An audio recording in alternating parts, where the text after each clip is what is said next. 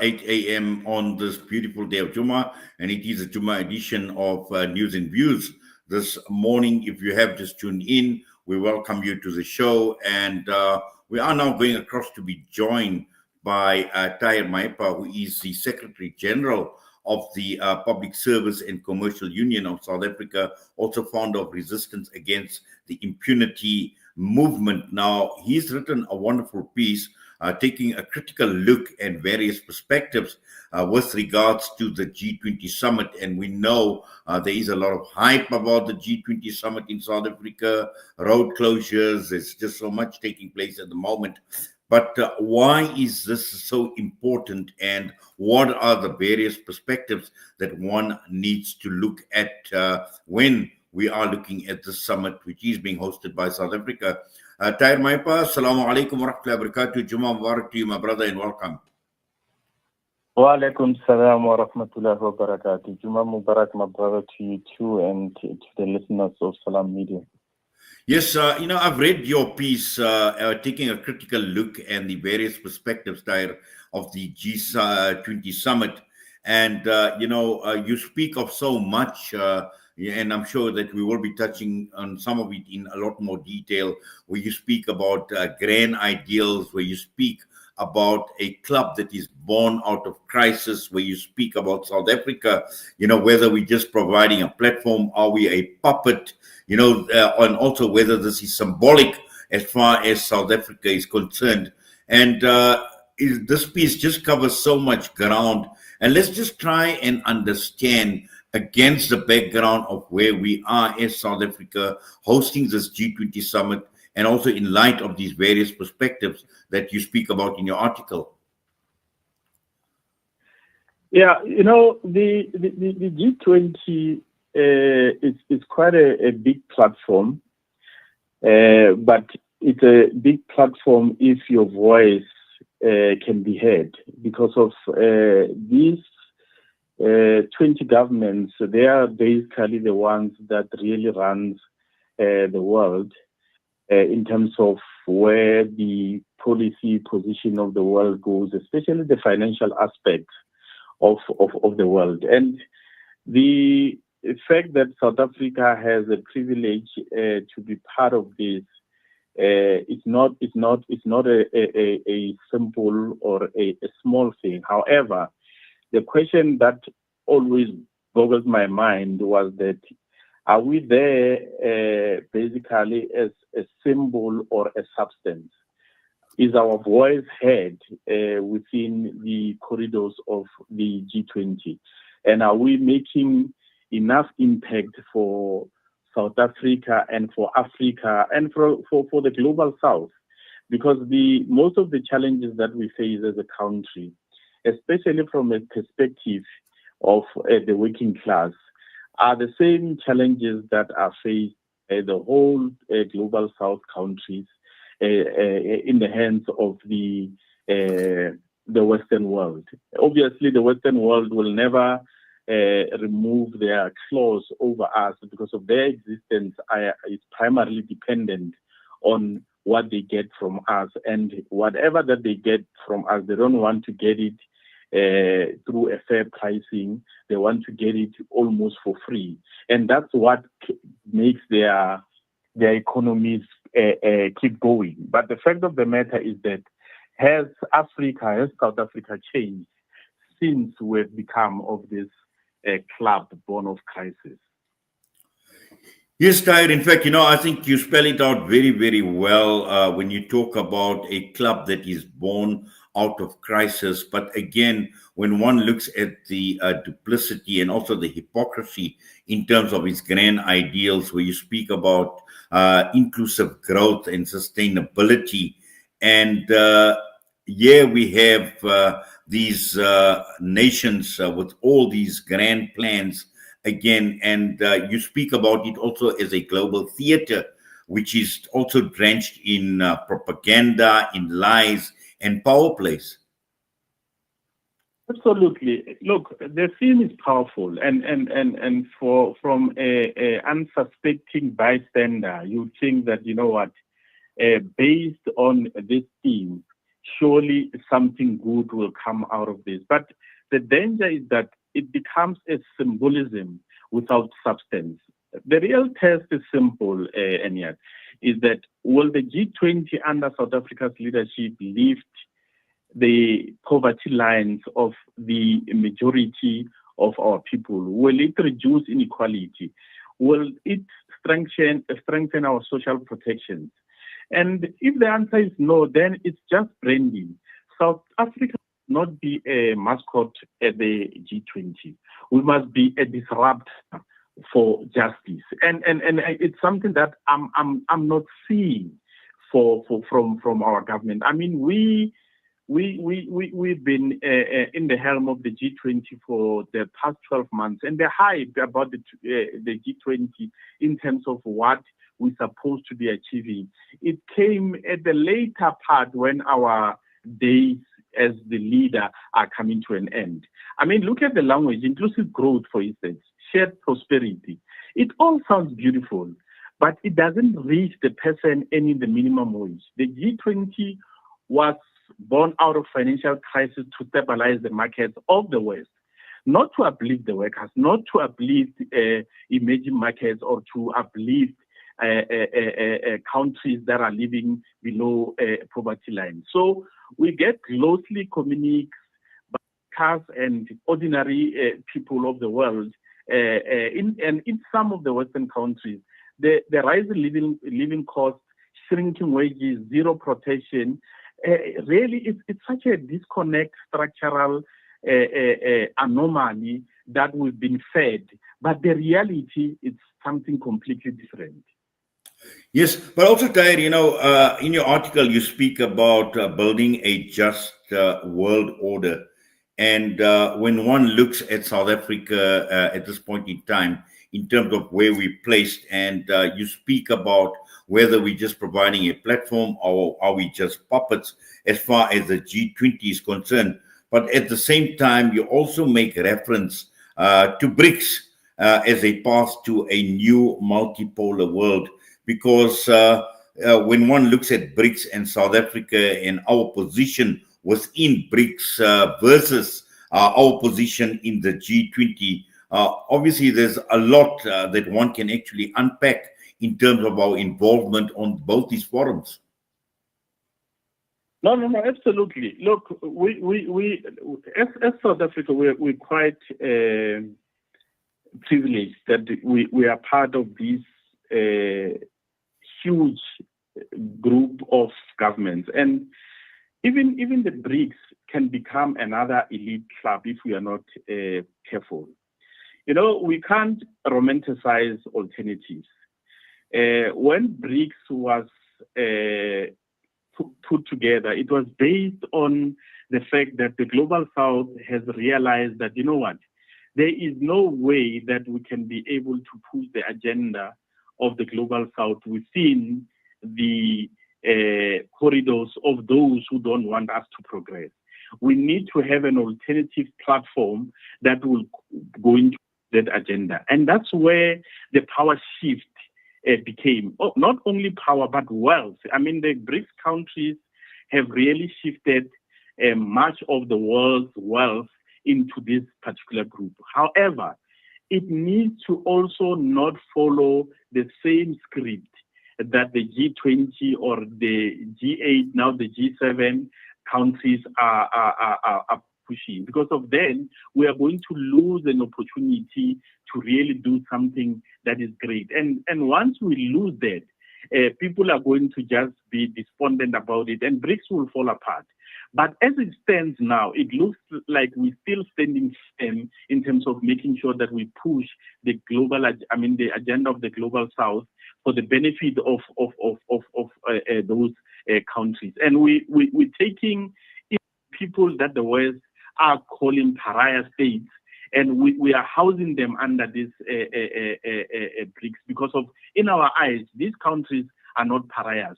They're just countries that are dead to stand up against the West monopoly of how the world should supposed to look like. And that in itself, it has become a very powerful statement, a statement of progress. However, we need to guard ourselves against moving towards the same outcome that we are seeing in groups like G20 and so forth. Yes, but also, Tahir, one needs to look at this G20 summit from the lens of ordinary people on the ground. And you make reference to this where you speak from the shack to the summit and through a worker's lens. And also, making it very, very clear that the world powers mean absolutely nothing without the working class.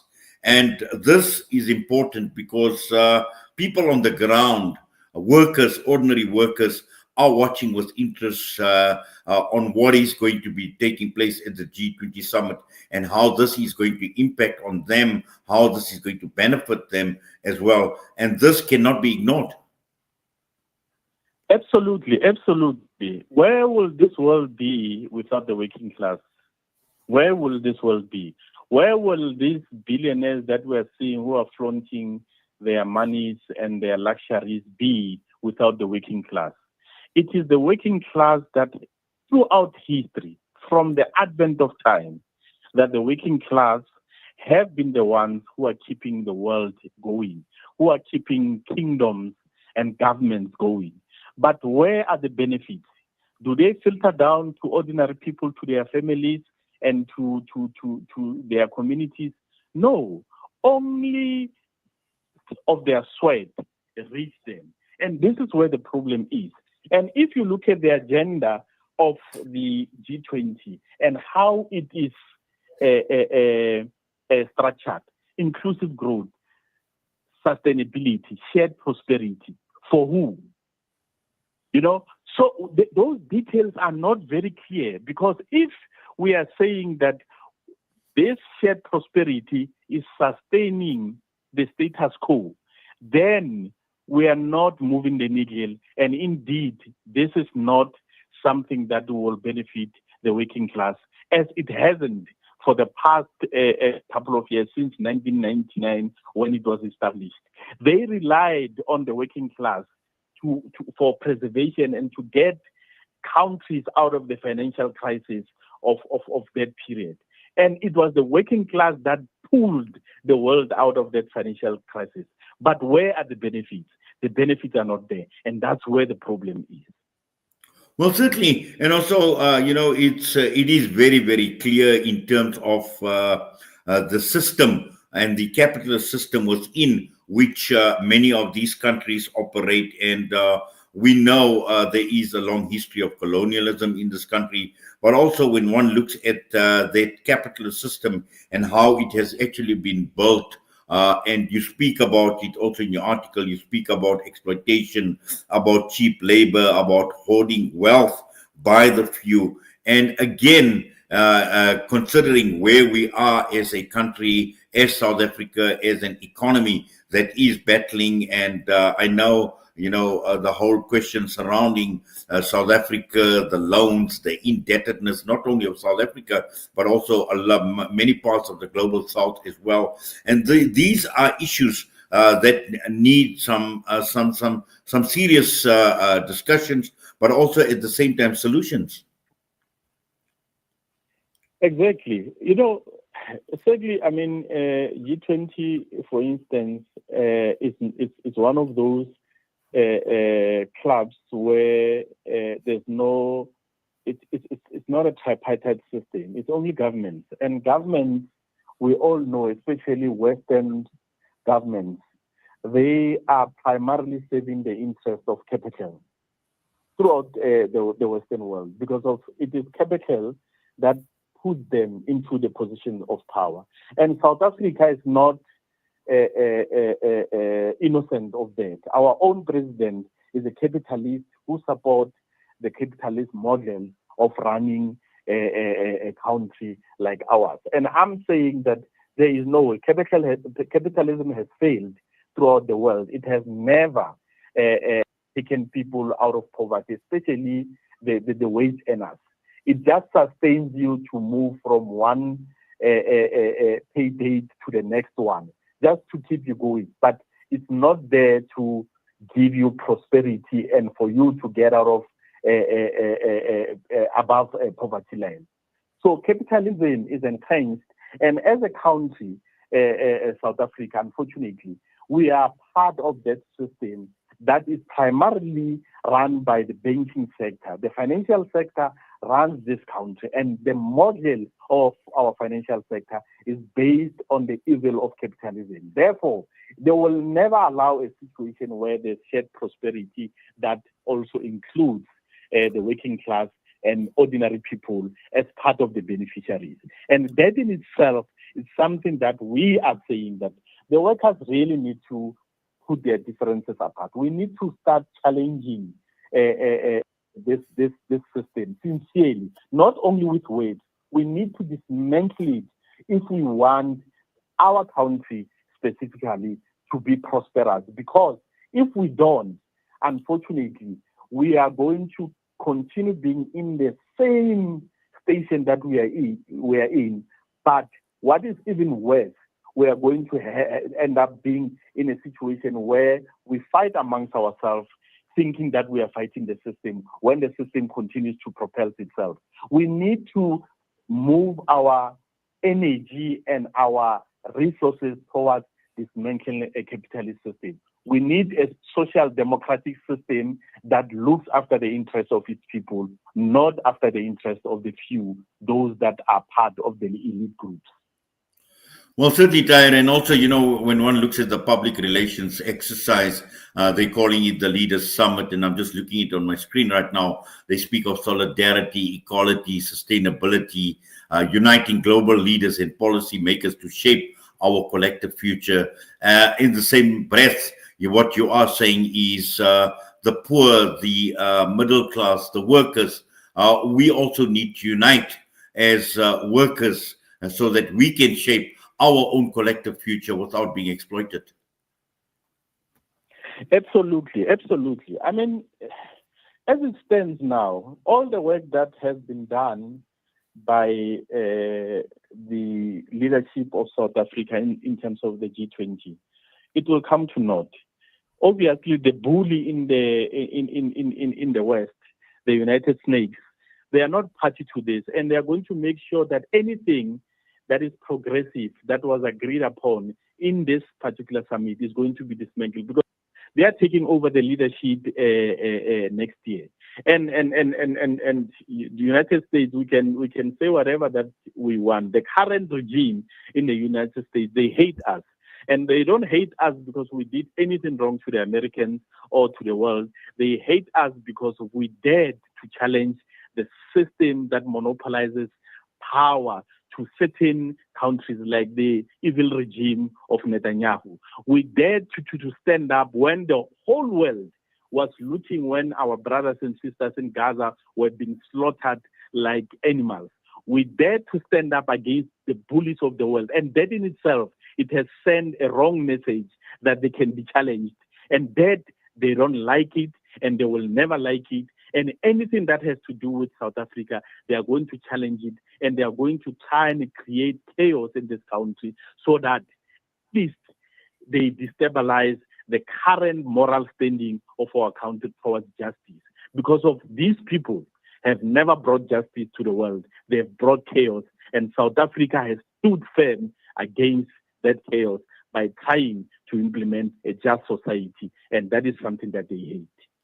Well, Tahir, I just wish we had a lot more time, but time is of the essence. But once again, Jazakallah, shukran to you, my brother, for taking time out with us on Salam Media this morning. Jazakallah khair. Have a good day, and Salam Media listeners as well. Assalamu alaikum wa rahmatullahi wa barakatuh. Tahir Maipa with us this morning, and he's taken a critical look at the various perspectives as South Africa, hypes itself up with the G20 summit. But again, a lot of food for thought that has come through from this piece that Tahir Maipa has written. With that, we're going to go for a break. We'll be back, and we come back. We'll be taking a look and going back into history, 1942, the sinking of the SS Tilawa.